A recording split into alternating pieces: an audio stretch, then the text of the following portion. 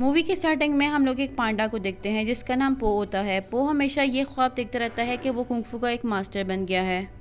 वो कुंफू से रिलेटेड ख्वाब देखा करता था। अचानक किसी तरह से ख्वाब देखते देखते एक दिन पो की आंख खुल जाती है। पो की जब आंख खुलती है तो अगले सीन में हम लोग एक हंस को देखते हैं, यानी कि गूस को, जिसका नाम मिस्टर पिंग होता है, जिन्होंने पो को पाला था। वो अपने फादर के साथ नूडल शॉप में काम किया करता था, लेकिन उसका असल ख्वाब एक कुंफू मास्टर बनना था, उन फ्यूरियस 5 की तरह, जो कि अपने कुंफू की वजह से बहुत ज़्यादा मशहूर थे। वो जब अपने फादर को उस चीज़ के बारे में बताता है तो वो उसकी बात को टाल देते हैं। नेक्स्ट सीन में हम लोग फ्यूरियस 5 को देखते हैं। मंकी, टाइग्रेस, क्रेन, वाइपर और साथ में मेंटिस, जिनको मास्टर शिफू ने ट्रेन किया था। मास्टर शिफू उनको ट्रेन कर ही रहे थे कि वहाँ पर अचानक एक बर्ड आ जाता है। बर्ड आकर मास्टर शिफू को बताता है कि मास्टर शिफू को मास्टर उगवे बुला रहे हैं, जो कि मास्टर शिफू के मास्टर थे। जब शिफू मास्टर उगवे से पूछता है कि आपने मुझे यहाँ पर कैसे याद किया, तो मास्टर उगवे कहता है कि मैंने एक भविष्यवाणी की है और मैंने ख्वाब में देखा है कि टाई लैंग उस जेल से आज़ाद हो जाएगा। टाई लैंग के बारे में सुनकर मास्टर शिफू बहुत ज़्यादा परेशान हो जाता है, क्योंकि वो जानता था कि टाई लैंग बहुत ज़्यादा डेंजरस था। शिफू मास्टर उगवे से कहता है कि टाई लैंग का उस जेल से निकलना नामुमकिन है, जिस पर मास्टर उगवे कहते हैं कि नामुमकिन कुछ भी नहीं, वो यहाँ आएगा और वो ज़रूर स्क्रोल लेने की कोशिश करेगा। सीन में हम लोग देखते हैं कि मास्टर शिफू एक बर्ड जिसका नाम जेंग होता है, उसको कहते हैं कि जाकर उस जेल के गार्ड्स को बोलो कि वहाँ की सिक्योरिटी को डबल कर दिया जाए। जब वो बर्ड वहाँ से चला जाता है तो मास्टर शिफू मास्टर उगवे से कहते हैं कि आपको टाई लैंग को रोकना होगा, जिस तरह से आपने पहले टाई लैंग को रोका था। जिस पर मास्टर उगवे कहते हैं कि अब मैं उसे नहीं रोक सकता, मेरा वक्त पूरा होने वाला है, इसलिए हमें ड्रैगन वॉरियर को चुनना होगा, क्योंकि सिर्फ ड्रैगन वॉरियर ही टाई लैंग को रोक सकता है। वो उगवे से पूछता है कि कौन है ड्रैगन वॉरियर, तो वो कहते हैं कि ये मैं खुद भी नहीं जानता, इसलिए हमें ड्रैगन वॉरियर को ढूंढने के लिए एक टूर्नामेंट रखना पड़ेगा। जब वो अपने फादर की शॉप में नूडल्स सर्व कर रहा होता है तो उसे वहाँ पर फ्यूरियस 5 का वो पोस्टर नज़र आता है, जहाँ पे उन्हें पता चलता है कि मास्टर उगवे नेक्स्ट ड्रैगन मास्टर को चूज़ करने वाले हैं, जिसको देखकर पो बहुत ज़्यादा खुश हो जाता है, क्योंकि उसको फ्यूरियस 5 से मिलने का मौका भी मिलेगा और उसको ये भी जानने का मौका मिलेगा कि नेक्स्ट ड्रैगन वॉरियर कौन है। वो वहाँ जाने के लिए बहुत ज़्यादा एक्साइटेड होता है। जब वो जाने लगता है तो पिंग उससे नूडल्स से भरी हुई एक ट्रॉली देता है। पिंग उसे कहता है कि टाउन के सारे लोग वहीं होंगे, इसलिए तुम वहाँ पर नूडल बेचकर बहुत ज़्यादा अर्निंग कर सकते हो। ना चाहते हुए भी पो को वहाँ पर नूडल की ट्रॉली लेकर जाना पड़ती है। पो को सीढ़ियाँ चढ़ने में बहुत ज़्यादा प्रॉब्लम आ रही होती है, इसलिए वो ट्रॉली को वहीं पर छोड़कर खुद ऊपर चला जाता है। पो जैसे ही ऊपर पहुँचता है तो वहाँ का डोर बंद हो जाता है, जिस पर पो अंदर जा नहीं पाता। पो खिड़की से अंदर झांकने की कोशिश करता है कि आखिरकार मास्टर उगवे और master Shifu next dragon warrior किसको चुनने वाले हैं। मास्टर उगवे मास्टर शिफू से कहते हैं कि जो भी ड्रैगन वॉरियर बनेगा वो इस टाउन और तुम्हारे लिए सुख का बाइस बनेगा। उसके बाद हम लोग देखते हैं कि फ्यूरियस 5 का कंपटीशन स्टार्ट हो जाता है। जाने की बहुत कोशिश कर रहा होता है लेकिन वो नहीं जा रहा होता। आखिरकार वो अपनी सीट के ऊपर फायरवर्क्स को बांधता है और उसके बाद वो उछलता हुआ ऊपर आसमान से होता हुआ उनके बीच आकर गिर जाता है। जिसके बाद जब मास्टर उगवे ड्रैगन वॉरियर को चूज़ कर रहे होते हैं तो उनकी फिंगर पो की तरफ चली जाती है। कर पो ड्रैगन वॉरियर के तौर पर चूज़ कर लिया जाता है, जिसको देखकर सब बहुत ज़्यादा हैरान होते हैं। मास्टर शिफू ये बात मानने के लिए तैयार नहीं होते कि फ्यूरियस 5 को छोड़कर उन पो ड्रैगन वॉरियर बन चुका है। चीज़ पे सवाल करने ही वाले होते हैं कि सब लोग सेलिब्रेशन करना शुरू हो जाते हैं। वहाँ पर टाइग्रेस आके कहती है कि मास्टर शिफू मुझे माफ़ कर दें, मैं आपकी उम्मीदों पर पूरी ना उतर सकी। इसको देखकर मास्टर शिफू मास्टर उगवे से कहते हैं कि आपसे गलती हो गई है, आपकी फिंगर टाइग्रेस की तरफ जा रही थी लेकिन आपने टाइग्रेस की जगह गलती से पो को चुन लिया है। जिस पर मास्टर उगवे मास्टर शिफू से कहते हैं कि ये गलतियाँ नहीं होती। इस सीन में हम लोग देखते हैं कि वो बर्ड आखिरकार उस जेल में पहुँच जाता है जहाँ पर टाई लैंग कैद होता है। गार्ड्स को कहता है कि मास्टर शिफू ने कहा है कि इस जेल की सिक्योरिटी को डबल कर दिया जाए, नहीं तो टाई लैंग वहाँ से रिहा हो जाएगा। पर गार्ड्स उस बर्ड को उसके पास लेके जाते हैं और कहते हैं कि देखो टाई लैंग यहाँ से कभी भी रिहा नहीं हो सकता। यहाँ पर बहुत सारे गार्ड्स और यहाँ की सिक्योरिटी बहुत ज़्यादा स्ट्रांग है। हम लोग देखते हैं कि उस बर्ड का एक पर जाकर टाई लैंग के सामने गिरता है। इनमें हम लोग देखते हैं कि पो उस जगह आ जाता है जहाँ पर मास्टर शिफू ने डिफरेंट कुंफू की चीज़ें रखी हुई होती हैं। पो इन सब चीज़ों को देखकर बहुत ज़्यादा खुश हो रहा होता है कि अचानक उससे एक बर्तन गिर जाता है। इसे देखकर मास्टर शिफू बहुत ज़्यादा नाराज़ होते हैं। मास्टर शिफू इस बात को मानने के लिए तैयार नहीं थे कि पो ड्रैगन वॉरियर है, इसलिए वो किसी न किसी तरह उसको वहाँ से डराकर भगाना चाहते थे।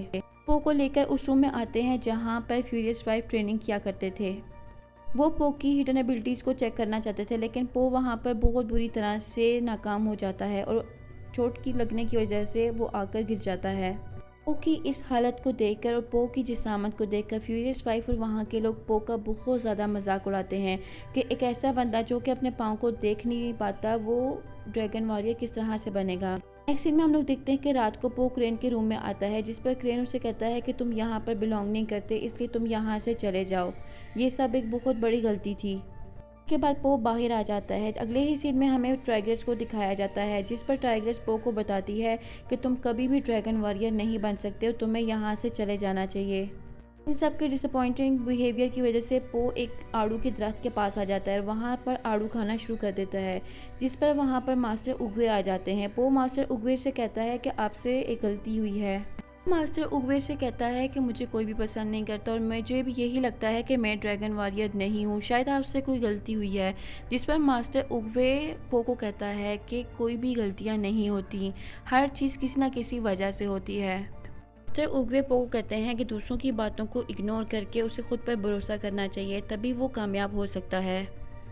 अगले सीन में हम लोग देखते हैं कि टाई लैंग उस जेंग के पर को इस्तेमाल करते हुए वहां से निकलने में कामयाब हो जाता है। वहां पर मौजूद गार्ड्स टाई लैंग पर अटैक कर देते हैं, लेकिन टाई लैंग वहां उन सब से लड़ता हुआ वहां से बाहर आ जाता है। वो सिंह को पकड़ लेता है और उससे कहता है कि शिफू को जाकर मेरा पैगाम दे दो कि मैं आ रहा हूँ और मैं आकर वहाँ पर अपना ड्रैगन स्क्रोल ले लूँगा, जिस पर मेरा हक बनता है। इसके बाद सिंह वहाँ से उड़कर चला जाता है। इस सीन में हम लोग देखते हैं कि मास्टर शिफू जब पो के रूम में जाते हैं तो उन्हें पो वहाँ पर नहीं मिलता, जिसको देखकर वो बहुत ज़्यादा खुश होते हैं। वो टाइग्रेस और बाकी सबको बोलते हैं कि मुझे पता था पो यहाँ से भाग जाएगा और इसीलिए वो यहाँ से भाग चुका है। जब वो अंदर आते हैं तो वो देखते हैं कि ट्रेनिंग रूम में पो ट्रेनिंग कर रहा होता है। शिफू पो से पहले ही चिढ़ा हुआ होता है, इसलिए पो को देख के उसको और गुस्सा आ जाता है। वो पो को फ्यूरियस 5 से लड़वाता है, जिसकी वजह से पो को बहुत बुरी तरह से मार पड़ती है। जब पो हार नहीं मानता तो आखिर में शिफू खुद पो से लड़कर उसको वहाँ से नीचे फेंक देता है। शाम को वो जब अपने आप को हील करवा रहा होता है तो हम लोग देखते हैं कि जेंग वहाँ पर आता है और शिफू को बताता है कि टाई लॉन्ग उस जेल से भाग गया है। वो बाकी सब से शिफू की शिकायत कर रहा होता है। उसकी बातें सुनकर टाइग्रेस वहाँ आ जाती है। वो फिर बताती है कि शिफू हमेशा इतना सख्त दिल नहीं था। शिफू को टाइलॉन्ग तब मिला था जब वो एक छोटा सा बच्चा था। शिफू ने टाइलॉन्ग को एक स्टूडेंट की तरह नहीं बल्कि अपने बेटे की तरह पाला था और उसको कुंफू के सारे पैतरे सिखाए थे। लेकिन मास्टर उगवे ने टाइलॉन्ग के अंदर की बुराई को देख लिया था, इसलिए उन्होंने उसे मैजिकल स्क्रोल देने से इनकार कर दिया। जिस पर आखिरकार लड़ाई के बाद मास्टर उगवे ने टाइलॉन्ग को मारकर वहां पर जेल में कैद कर दिया था। बताती है कि उसके बाद हमने कभी भी मास्टर शिफू को किसी के साथ भी अटैच होते हुए नहीं देखा। तरफ हम लोग जेंग को देखते हैं जो कि शिफू को बताता है कि टाइलॉन्ग किसी भी वक्त यहाँ पर आता होगा। इसकी बातों को सुनकर मास्टर शिफू मास्टर उगवे के पास जाता है और उसे बताता है कि एक बुरी खबर है, टाइलॉन्ग आने वाला है और वो यहाँ पर हमला करने वाला है। जिसको सुनकर उगवे कहता है कि मुझे माफ़ करना, मैं इसमें तुम्हारी कोई मदद नहीं कर सकता, टाइलॉन्ग को सिर्फ ड्रैगन वॉरियर ही रोक सकता है।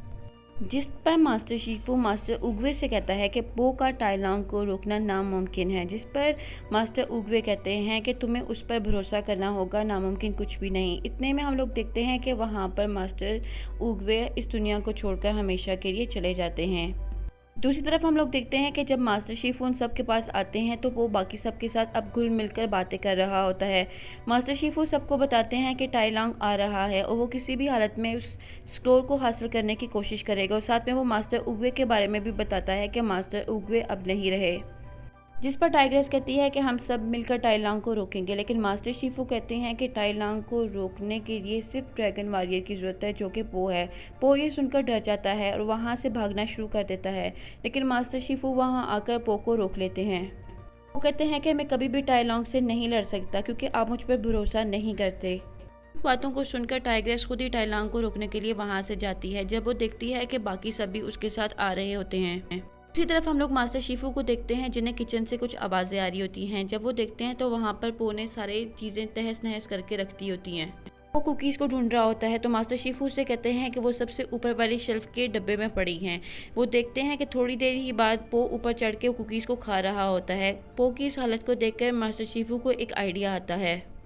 उन्हें पता चल चुका होता है कि पो को किस तरह से ट्रेन करना है, इसलिए पो को ट्रेन करने के लिए वो खाने का इस्तेमाल करते हैं। वो अगले ही दिन ट्रेनिंग के लिए डम्पलिंग्स को लेकर आते हैं और फिर पो के सामने एक एक करके सारे डम्पलिंग्स को खा जाते हैं और आखिर में सिर्फ एक ही डम्पलिंग रहता है। मास्टर शिफू अब खाने की लालच देकर पो को ट्रेन करना शुरू कर देते हैं। पो के फाइनल टेस्ट में मास्टर शिफू फिर से डम्पलिंग्स को लेकर आते हैं और उन्हें कहते हैं कि अगर तुम्हें भूख लगी है तो खा लो। इतने में वो सारे डम्पलिंग्स को खा लेते हैं और उनमें से सिर्फ एक ही आखिरी डम्पलिंग रहता है। पो से कहते हैं कि अगर तुम चाहो तो तुम इसे खा सकते हो, जिसको देखकर पो और मास्टर शिफू में एक लड़ाई होती है, लेकिन आखिर में पो उस डम्पलिंग को जीत जाता है। देखकर शिफू बहुत खुश होते हैं क्योंकि अब पो अच्छी तरह से ट्रेन हो चुका था। अगले ही सीन में हम लोग देखते हैं कि टाइग्रेस वहाँ पर पहुँच जाती है जहाँ पर टाइलांग आता है। वो पुल को तोड़ने ही वाले होते हैं कि वहाँ पर टाइलांग आकर इन पर अटैक कर देता है। टाइग्रेस टाइलांग को रोकने की बहुत कोशिश करती है, लेकिन इन सब की कोशिश के बावजूद भी टाइलांग इनसे नहीं रुकता और इन सबको मार मार कर इनकी बुरी हालत कर देता है। क्रेन बहुत मुश्किल से इन सबको वापस लेकर आता है जहाँ पर मास्टर शिफू इन सबको ठीक करते हैं। उन सब की हालत देखकर मास्टर शिफू कहते हैं कि टाइलांग पहले से ज़्यादा ताकतवर हो गया है, इसलिए अब वो वक्त आ गया है कि पो उस मैजिकल स्क्रोल की पावर को इस्तेमाल करके टाइलांग को हराए, क्योंकि पो एक ड्रैगन वॉरियर था। अगले सीन में हम लोग टेंपल को देखते हैं जहाँ पर वो मैजिकल स्क्रोल पड़ा होता है। मास्टर शिफू जब पो को वो स्क्रोल देते हैं तो वो देखते हैं कि अंदर से वो स्क्रोल खाली होता है, जिस पर किसी को कोई समझ नहीं आती। उनकी आखिरी उम्मीद भी ख़त्म हो जाती है, तो मास्टर शिफू सबको कहते हैं कि तुम सब गाँव वालों को लेकर यहाँ से चले जाओ। बाकी सब कहते हैं कि टाइलांग आपको मार देगा, लेकिन वो कहते हैं कि यहाँ रुककर मैं टाइलांग का सामना करूँगा और अपनी गलती को सुधारूँगा। इस तरफ हम लोग पो, उसके डैड और बाकी सब को देखते हैं जो कि अब इस शहर को छोड़कर यहाँ से जा रहे होते हैं। पो यहाँ से जा रहा होता है तो वो बहुत उदास होता है। इतने में उसके फादर उसके पास आते हैं और वो उसे कहते हैं कि तुम्हें मैं अपने सूप की सीक्रेट रेसिपी बताता हूँ। वो उनसे बताते हैं कि मेरे स्पेशल सूप की सीक्रेट रेसिपी कुछ भी नहीं है, वो सिर्फ एक प्लेन सूप है, लेकिन अगर मैं समझता हूँ कि वो स्पेशल है तो इसलिए बाकी सब भी समझते हैं कि वो स्पेशल है। इतने में पो को समझ आ जाता है कि स्क्रोल में कोई ताकत नहीं है, बल्कि उसकी ताकत उसका यकीन है, यानी अगर वो खुद पर भरोसा करेगा तो वो सब कुछ कर सकता है। अगले ही सीन में हम लोग टाइलांग को देखते हैं जो कि शिफू के पास आता है और उससे स्क्रोल को मांगता है। शिफू उसे वो मैजिकल स्क्रोल देने से इनकार कर देता है तो टाइलांग मास्टर शिफू पर अटैक कर देता है। वहाँ पर पड़ी मास्टर उगवे की स्टिक को भी तोड़ देता है और वो मास्टर शिफू को मारने ही वाला होता है कि वहाँ पर पो आ जाता है। वो सीढ़ियाँ चढ़ चढ़ कर थक चुका होता है, इसलिए टाइलांग जब उसको देखता है तो उसकी हंसी नहीं रुकती। वो उसका बहुत मजाक उड़ाता है और उसे कहता है कि तुम जैसा मोटा आदमी कभी भी मेरा सामना नहीं कर सकता। वो टाइलांग से कहता है कि अगर उसे वो ड्रैगन स्क्रोल चाहिए तो उसे लड़ाई में हराना होगा। इसके बाद हम लोग देखते हैं कि वो तमाम टेक्निक्स को इस्तेमाल करता है जो कि मास्टर शिफू ने उसे सिखाई थी।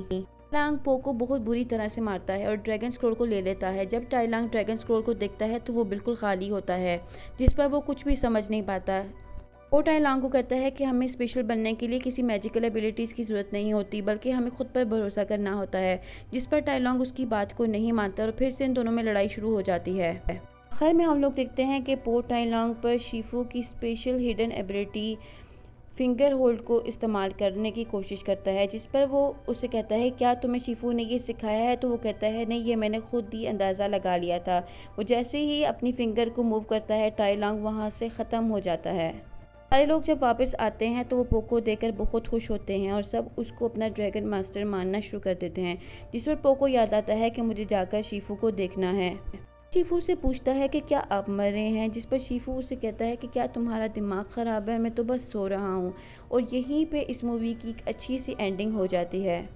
अगर आपको ये मूवी अच्छी लगी है तो इस मूवी को ज़रूर लाइक करें और मुझे कमेंट सेक्शन में अपने रिव्यूज़ ज़रूर दीजिएगा और मेरे चैनल को ज़रूर सब्सक्राइब करें। फिर मिलूँगी इंशाल्लाह एक और नई और ज़बरदस्ती वीडियो के साथ। तब तक के लिए thank you for watching and अल्लाह हाफिज़।